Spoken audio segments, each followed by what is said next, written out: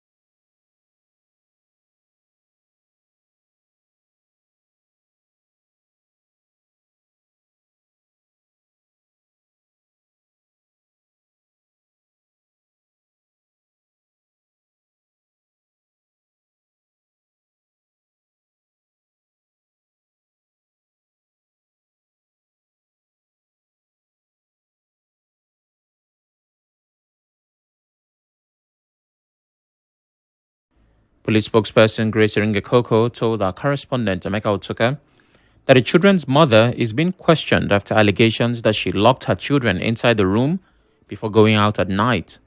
Iringekoko confirmed that two of the children, aged between 5 and 9, were burnt to death. She warned residents against leaving minors alone at home and assured that the outcome of the investigation will be made public.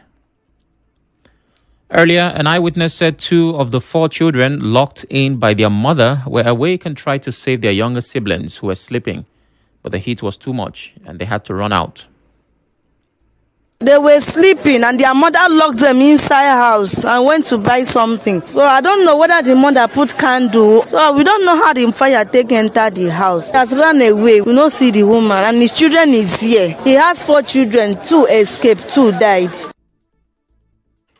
The eyewitness also narrated how the fire started and how residents of the building could not recover any of their property as the fire spread through the building, which houses 27 families. So we couldn't pick anything out from the house. We have to run for our life so that the fire will not reach us. Even my daughter is in the church, is naked. No slippers, no pants, nothing. Yes, I lost my money, I lost my POS, my phone, because we used to do POS in Stadium Road. I have like 50,000 in POS, then physical money was 20,000.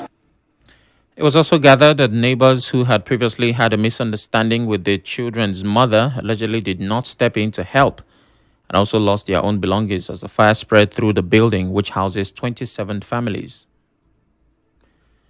While the community reels from this heartbreaking loss, River State Governor Siminalayi Fubara is assuring Nigerians that the state remains safe, peaceful, and open for business. Governor Fubara dismissed reports claiming that the state is unsafe. He spoke on Sunday night during an amateur golf championship in Port Harcourt. The governor said the large number of visitors from across Africa at the event shows that negative stories about insecurity in River State are exaggerated, planned, and politically motivated. He insists the state is peaceful and open for business, tourism, and major events. I believe that since we have peace now in the state, there won't be negative news again. Half of the things you read are not true. There are worse things that have happened in other states. But because they manage their media, people don't hear about it. But I can tell you, we'll work on our image to assure people that River State is safe. And when we talk about safety, we had a lot of visitors here. You have gone about your businesses, and nothing has happened to you. What else are we talking about when we come to the issue of safety? But we'll still have to do better than what we have on ground. Governor Fubara notes that although political issues caused about 6 months of tension earlier, the Joint Security Team had worked hard to restore peace since his administration fully resumed. He promised that the government will continue to support the tournament, revive the Governor's Cup, and help improve the golf club's facilities.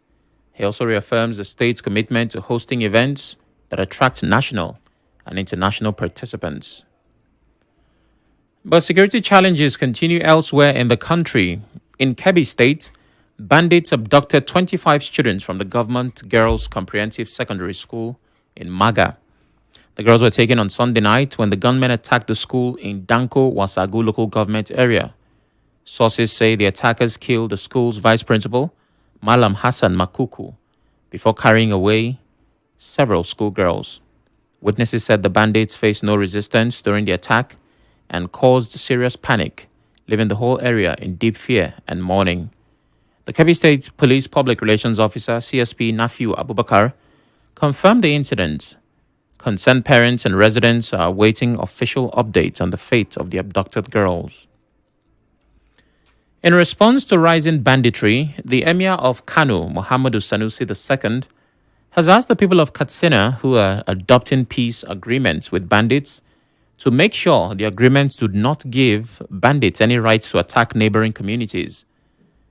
The Emir said this during his tour of communities recently attacked by bandits in Bagwai and Shanono local government areas of Kano State.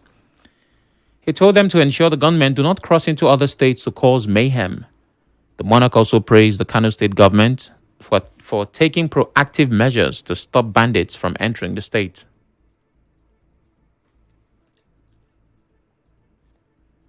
The governor has provided resources. They can see already the movement of the army and the police in this area. And we'll also encourage them to use their vigilantes to help protect their villages. And we urge the people of Katsina, when they make peace with bandits, to ensure that that peace does not include the right to attack neighboring communities and have a safe haven. We pray to Allah to bring peace to our lands, and we will continue our best working with the government to ensure that peace is maintained in this state.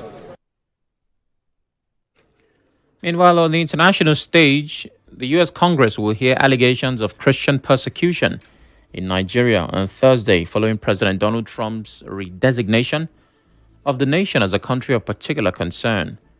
The hearing will be chaired by the chairman of the House Foreign Affairs Africa Subcommittee, Chris Smith.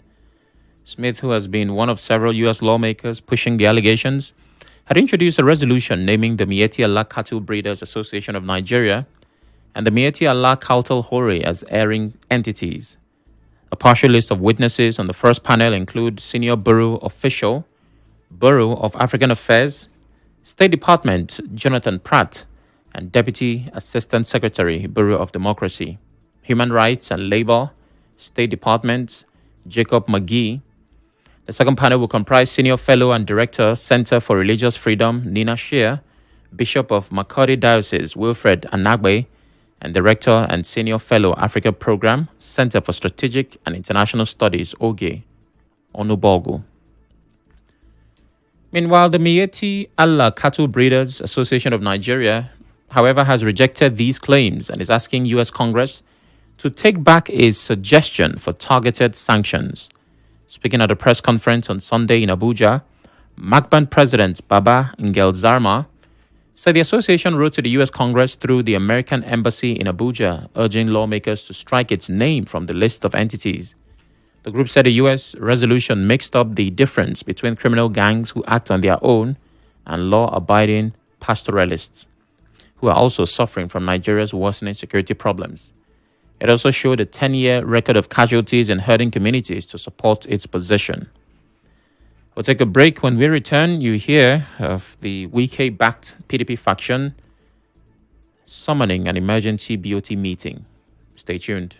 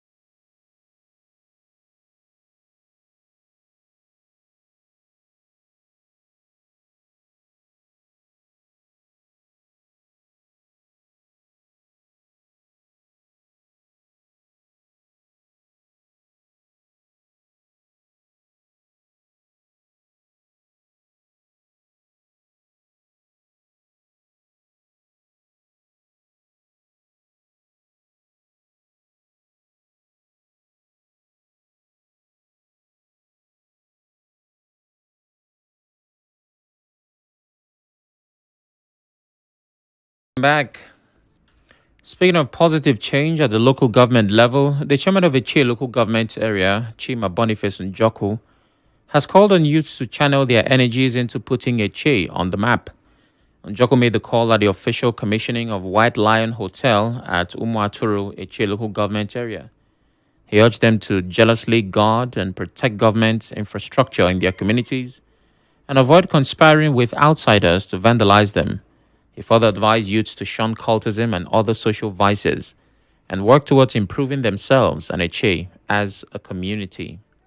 Let me talk to the youth. Don't be hopeless. Disease from autism. Rename yourself by embracing Jesus. He will transform you at the due time. That God will rename you. Most of you have made mistake.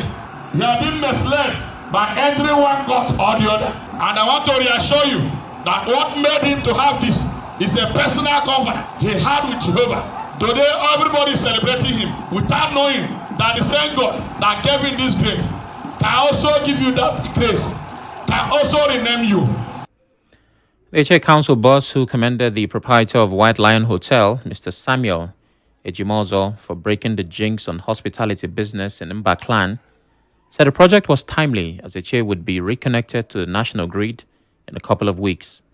He urged the people of Umaturu to jealously protect the transformer for the benefit of the community and warned against vandalism of the facility, as such would not be tolerated. I have given Umaturu new brand 500 kVA transformer. I don't take church or church. I want to plead with our people to protect that transformer, because if you vandalize the transformer, bye. So any property you are seeing now, you should jealous it and guide it, because it belongs to Umaturu. It's your property. Don't ever conspire with anybody, because development is at Umaturu now. If there is never light, which I know in a shorter days, lesser than 3 weeks, it will be a reality. Moving on, the clash between FCT Minister Nyesom Wike and Naval Officer Lieutenant Yerima is still generating reactions. The president of Rivers Youth Agenda, Dr. Buduka Welioba, says it is disappointing that the military is yet to release any investigation report on the incident. Welioba, in an interview, described yesterday's alleged assassination attempt on Lieutenant Yerima as diversionary. He condemned the development and urged the military to ensure that all officers involved in the incident are disciplined. The Honorable Minister should be protected while carrying out his official obligations. As Rivers youths, we are calling on all well-meaning Nigerians to come out in mass to stand against this, because we might not know what will happen next. If an Honorable Minister of the Federal Republic of Nigeria will be threatened to that extent to what we saw, it is not part of the obligations of the Nigerian military to protect properties owned by individuals. And of course, the own personnel should be called to book. And now to politics. A faction of the PDP, led by Abdurrahman Mohammed, has summoned an emergency meeting of its National Executive Committee and Board of Trustees for Tuesday. The meeting will take place at the PDP National Secretariat in Wadata Plaza in Abuja. A notice signed by Senator Samuel Anyanwu, an ally of the FCT Minister, Nyesom Wike, said the BOT is expected to convene at 11 a.m. The next session has been fixed for 2 p.m. at the same venue. The party said attendance is compulsory. 103rd emergency NEC meeting of the PDP. Lere Olainka, media aide to Wike, shared the notice on his X page today, Monday. Over the weekend, a faction led by immediate past PDP National Chairman Umar Damagum held the party's national convention in Ibadan. The faction at the convention expelled Wike, Anyanwu, and former governor of Ekiti State, Ayo Fayose. Others removed from the party include Umar Bature, Kamaldeen Ajibade, Mao Ohuabunwa, Wachuku, George Turner, Dan Obi, Abdurrahman, Austin Wachuku, and Abraham Amma. Reacting to the expulsion, a lawyer, Ndamzi Ekulo, says the National Executive Committee can expel members if it is legally formed. Speaking with our correspondent, Emeka Otuka, Ekulo, however, questioned whether those who carried out the expulsions did so legally, saying the action may not be valid for now. Every members of the political party under the law can be suspended or expelled. But the question is, where was this decision made? The decision was made on an illegal convention. So do we think as ordinary citizens that that decision will stand? The answer is no, because the Supreme Court on several occasions have opined and ruled that you cannot put something on nothing and you expect it to stand. That decision is another legal conundrum that is a question of the law and fact to determine by court. Ekula also said the results of last Saturday's PDP National Convention may not be valid if it's taken to court. He explained that the Federal High Court's order stopping the election is more powerful than the State High Court ruling. He said the faction that went ahead with the convention should have first asked the appeal court for permission. He also noted that INEC was not present as required by the Constitution. The whole process may be legally invalid. Section 251 and 270 of the 1999 Constitution says both State High Court and Federal High Court have coordinate jurisdiction. But we know when two equities are equal, the law is tried that the first in time prevailed. The Federal High Court judgment came before the Oyo State High Court judgment. So what the PDP should have done is simple. Approach the Court of Appeal and set aside the order of the Federal High Court. That would have enabled them extend the date of convention and also creating an avenue for INEC to monitor the convention. Away from politics, the first annual International Conference and Trade Exhibition on Marine and Blue Economy is set to begin soon, with organizers calling on Nigerians to join the conversation on the future of the country's blue economy. It is in partnership with the Bayelsa State Ministry of Marine and Blue Economy. The organizing committee says the event will be held from Tuesday to Thursday at the Golden Tulip Hotel in Bayelsa State. A statement said the theme of the conference is harnessing Nigeria's blue potential, unlocking economic growth and sustainable development. According to the committee, the event will bring together policymakers, industry leaders, academics, investors, and youth innovators to discuss new ideas and strategies for growing Nigeria's blue economy. It also added that key highlights on the conference include the inaugural conference and trade exhibition on marine and blue economy in Nigeria, exhibition of cutting-edge technologies and innovation, opportunities for business networking and collaboration, among others. On the international scene, Bangladesh's former Prime Minister Sheikh Hasina has been sentenced to death for crimes against humanity over her crackdown on student-led protests, which led to her ousting. Sheikh Hasina was found guilty of allowing lethal force to be used against protesters, 1,400 of whom died during the unrest last year. Hasina was tried in absentia by the International Crimes Tribunal in Bangladesh, having been exiled in India since she was forced from power in July 2024. Prosecutors accuse her of being behind killings, hundreds of killings during the protest, and families of those killed or injured called for tough penalties. Hasina has denied all charges, calling the trial biased and politically motivated.